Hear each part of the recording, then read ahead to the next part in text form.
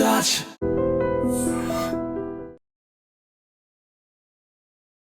నమస్కారం, welcome to I dream. ధర్మ మార్గం విత్ విజిత కార్యక్రమానికి స్వాగతం.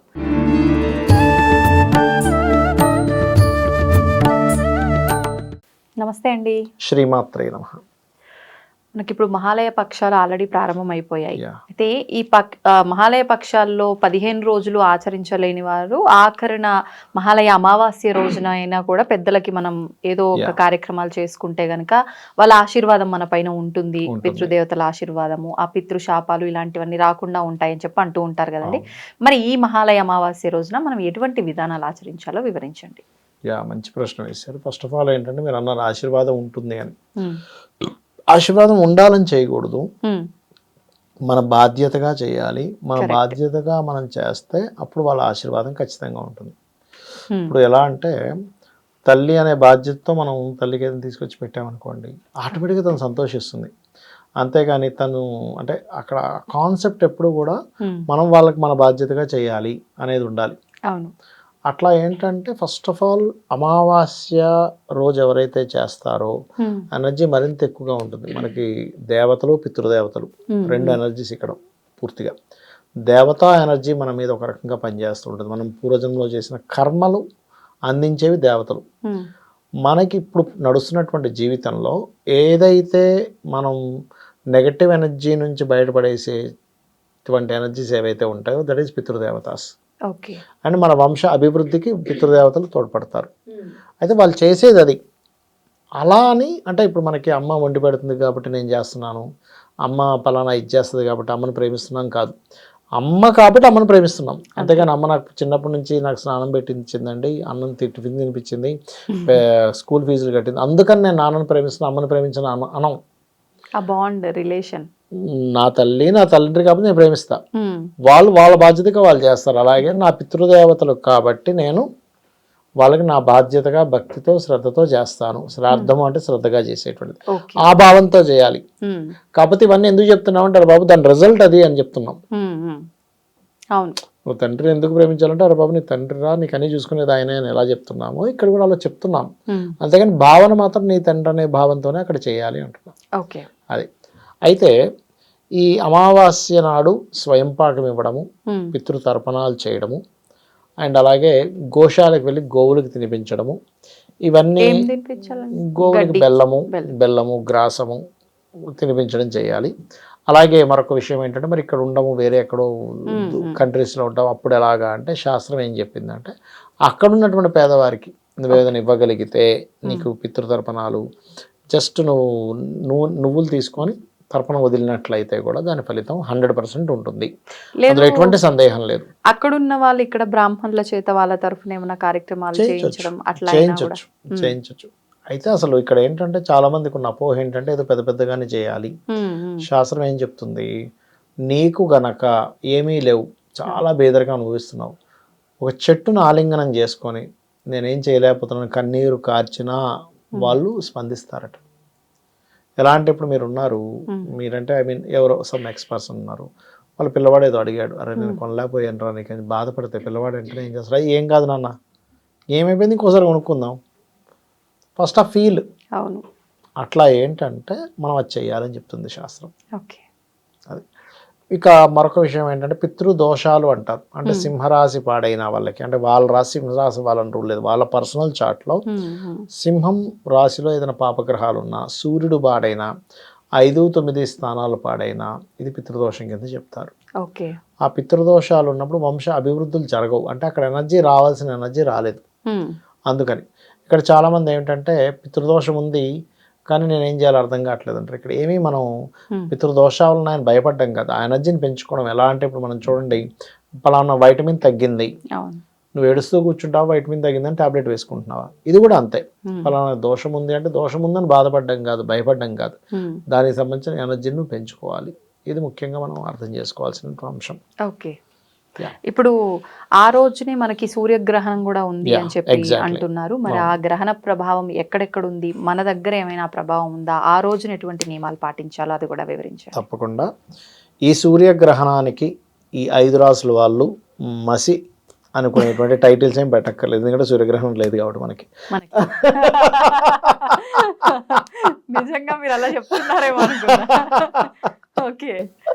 ఎందుకంటే మనకు సూర్యగ్రహణం లేదు ఫస్ట్, ఎందుకంటే రాత్రి సమయంలో వస్తుంది. 10 గంటల 58 నిమిషాలకు వచ్చి 12 గంటలకల్లా అయిపోతుంది. మనకు లేదు. న్యూజిలాండ్లో 1 అవర్ ఉంది మహా అంటే, అది కూడా పాక్షిక సూర్యగ్రహణం. అంటే సూర్యుడు గుండ్రంగా ఉంటాడు కదా, కొంచెం అంటే ఒక కింద భాగము పై భాగము లైట్గా చంద్రుడు అలా టచ్ చేసి వెళ్ళిపోతాడు. ఒక 5 to 10%. ఇంకా కొన్ని దేశాల్లో అయితే 5 నిమిషాలు 10 నిమిషాలే ఉంది. కాబట్టి సూర్యగ్రహణం వల్ల ఇండియాలో ఉండేటువంటి వారికి ఏమీ జరగదు. గర్భవతులేమీ దాని గురించి ప్రత్యేకంగా జాగ్రత్త తీసుకోవాల్సిన అవసరం లేదు. అలాగే ఈ రాసుల వారికి ఏదో అయిపోతుందని భయపడాల్సిన పని లేదు. ఇంకా కాకపోతే ఒకటి, మీరు ఆ సమయంలో ఏ రోజైతే మనకి 21వ తేదీ వస్తుందో గ్రహణం, అంటే మనకు లేదు, ఆ సమయంలో 11 గంటల ప్రాంతంలో 10:58 కూర్చొని 12 గంటల వరకు మీరు జపం చేసుకోవచ్చు కావాలంటే, ఎందుకంటే ఖగోళంలో జరుగుతుంది కాబట్టి స్వల్పమైనటువంటి సూర్యగ్రహణం, దానికి మీరు కూర్చొని చక్కగా మీ ఇష్టదైవాన్ని తలుచుకోవచ్చు. దానికి మళ్ళీ ప్రత్యేకంగా పట్టు స్నానము విడుపు స్నానం కూడా అక్కర్లేదు. మీరు చేస్తానంటే చేయండి, తప్పులేదు, చేయొచ్చు. దర్భలు వేసుకోవడము, దానాలు ఇవ్వడము, ఇవేమీ అక్కర్లేదు, ఎందుకంటే మనకు లేదు కాబట్టి ఎనర్జీ. మరి ఆ దేశాల్లో ఉండేవారికి ఉంటుందా అంటే, ఏ దేశాల్లో అయితే ఉంటుందో వాళ్ళకి స్వల్పంగా ఉంటుంది. అక్కడుండే రాసుల వాళ్ళకి, అంటే ఇక్కడ కాదు, న్యూజిలాండ్ రకరకాల అసలు నోరు తిరగని దేశాలకు వచ్చింది ఈసారి విచిత్రంగా. వారికి ఏమిటి దాని ప్రభావము అంటే, మేషం వారికి అయితే సంతానం విషయంలో జాగ్రత్తగా ఉండాలి, వృషభం వారు ఏదైనా ప్రాపర్టీ తీసుకునే విషయంలో జాగ్రత్తగా ఉండాలి, మిథునం వారికి, ఆ దేశంలో ఉండే మిథునం వారికి మంచిదే 3వ స్థానంలో, కర్కాటకం వారికి ఫైనాన్షియల్ రిలేటెడ్ విషయాల్లో జాగ్రత్తగా ఉండాలి, సింహం వారు కొంచెం వాళ్ళ ఆరోగ్య విషయంలో జాగ్రత్తగా ఉండాలి, కన్యవారికి ఇన్వెస్ట్మెంట్స్ విషయంలోని, తులవారికి చాలా మంచిది లాభస్థానంలో కాబట్టి ఆయా దేశాల్లో ఎక్కడుందో.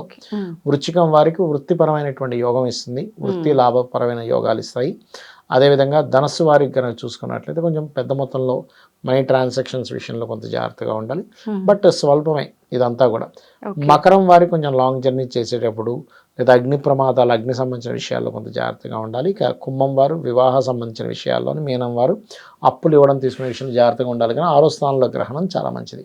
అయితే ఈసారి గ్రహణం విచిత్రం ఏంటంటే, ఎందుకు స్వల్పం అవుతుందంటే, గ్రహణ సమయానికి పర్టికులర్గా చంద్రరాహువులు ఎలా కలిసి ఉంటారో, రవికేతువులు కలిసి ఉంటారు సూర్యగ్రహణానికి అయితే. అదే చంద్రగ్రహణానికి అయితే, సూర్యగ్రహణానికి రవి చంద్రకేతు ముగ్గురు కలిసి ఉండాలి. కానీ ఇక్కడ ఏంటి, ముగ్గురు కలిసి ఉండట్లే. రవి కొంచెం కన్యలోకి వచ్చేస్తున్నాడు, సింహరాశిలో కేతువు చంద్రుడు ఉంటున్నారు. అంటే అక్కడ ఏమవుతుంది, దగ్గర కంజంక్షన్ ఉంటుంది. చూడడానికి వేరు వేరు రాసులు కానీ వాటికి ఏం గోడలు అడ్డం ఉండవుగా, కాబట్టి అది కొంచెం డిగ్రీస్ దగ్గరగా ఉండడం వల్ల స్వల్పం పాక్షిక సూర్యగ్రహణము అంటారు. ఈ గ్రహణం వల్ల ఆల్రెడీ మనం గతంలో ఈసారి ఈ సంవత్సరానికి అధిపతి సూర్యుడు అయ్యాడు కాబట్టి రాజకీయ నాయకుల మీదే ఎఫెక్ట్ ఎక్కువ ఉంటుందని చెప్పుకున్నాం. ఇది కూడా దానికే దారితీస్తుంది, జలప్రలయాలు రాజకీయ నాయకులకి. అందుకే చూడండి, మన నేపాల్లో ఏం జరిగింది, ఆయన పారిపోవాల్సిన పరిస్థితి, అది రాజకీయ నాయకుడేగా. అందుకని అలాంటివి మళ్ళీ మళ్ళీ రిపీట్ అవుతుంటాయి ఈ సంవత్సరం అయిపోయే వరకు కూడా. ఈ సంవత్సరం ఏదైతే 2025 కాదు, కొత్త మన ఏమంటారు, మన ఉగాది వరకు కూడా ఇలాంటివి రిపీట్ అవుతూ ఉంటాయి, జాగ్రత్తగా ఉండాలి. అయితే మనం లాస్ట్ టైం మీకు గుర్తుందో లేదో, లాస్ట్ మంత్ 17th తర్వాత గోల్డ్ రేట్ పెరుగుతుందని అనుకున్నాం, గుర్తుందా మీకు? పెరుగుతాయండి, 1 month పెరుగుతుంది, తర్వాత తగ్గిపోతుంది. ఈ గ్రహణం తర్వాత తగ్గిపోతుంది చూడండి, కావాలంటే గోల్డ్ రేట్ మళ్ళీ తగ్గడం అంటే ఆగిపోద్ది, ఇంకా పెరగదు. ఇప్పుడు 10,000 ఉండేది గ్రాము 11,000 చిల్లరకు వచ్చిందా, ఇంకా పెరుగుతుంది అనుకుని ఎక్స్పెక్ట్ చేయకండి, అక్కడ అవుతుంది మళ్ళీ. ఎందుకంటే సూర్యుడు దీనిలోకి వస్తున్నాడు, సిల్వర్ రేట్ పెరుగుతుందండి. సూర్యుడు ఏమయ్యాడంటే, ఇప్పుడు మన గ్రహణం తర్వాత నుంచి పాపకత్తిలో పడతాడు, కన్యారాశిలో ఉండి బుధాదిత్య యోగంలో ఉంటాడు, కానీ స్ట్రక్ అయిపోయింది, గోల్డ్ రేట్ స్ట్రక్ అవుతుంది. నెక్స్ట్ సిల్వర్ రేట్ పెరుగుతుంది. ఎవరైనా ఇన్వెస్ట్మెంట్ చేసుకుంటే సిల్వర్లో చేసుకోవచ్చు, ఎందుకంటే గురువు ఉచ్చలోకి వస్తున్నాడు కర్కాటక రాశిలోకి, అందుకని బీభత్సంగా పెరుగుతుంది. ఇప్పుడు అప్పుడు అమ్ముకోవచ్చు హ్యాపీగా. ఇప్పటికే పెరిగింది ఆల్రెడీ, అవునవును, చాలా 100-200 అతిచారంలో వస్తున్నాడు కదండి గురువు, అందుకని. అంటే ఇన్వెస్ట్మెంట్ ప్లాన్స్ ఉన్న వాళ్ళే కానివ్వండి, లేదంటే ఎగ్జాక్ట్లీ. అంటే నేను ఎందుకు చెప్తున్నా అంటే, ఈ మాట ఆల్రెడీ మనం చెప్పున్నాము 1 month బ్యాక్, బాబు ఈ 1 month పెరుగుతుంది, పెరిగింది, ఇంకా పెరుగుతుందేమో అని పెట్టకండి దయచేసి, స్ట్రక్ అవుతుంది. తొందరపడి కొనుక్కునే వాళ్ళు కూడా ఉంటారు, ఇంకా పెరుగుతుందేమో అని. మరి స్ట్రక్ అయిపోతే డబ్బులు వేస్ట్ అయిపోతాయి. అవును, నిజంగా. అంటే అలాంటి వాళ్ళు కొంచెం ఆలోచించి బాగుంటుంది. ఎగ్జాక్ట్లీ. ధన్యవాదాలండి. శ్రీమాత్రే నమః.